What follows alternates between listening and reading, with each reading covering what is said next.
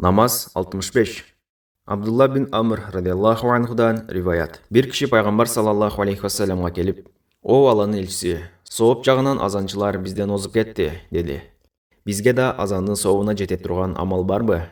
Пайгамбар саллаллаху алейхи вассалам: "Азанчы айтканды кайтала, бүткөн соң дуа кыл, дуаң кабыл болот.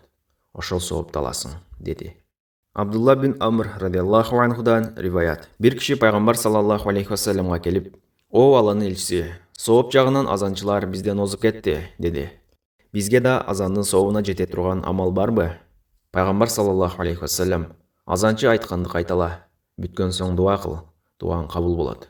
Ошол соопты аласың", деди. Абдулла бин Амр радиаллаху анхудан риваят. Bir киши пайгамбар саллаллаху алейхи вассаламга келип: "О Алланын элчиси, сооп жагынан азанчылар бизден озуп кетти", деди. Бизге да азандын сообуна жете турган амал барбы?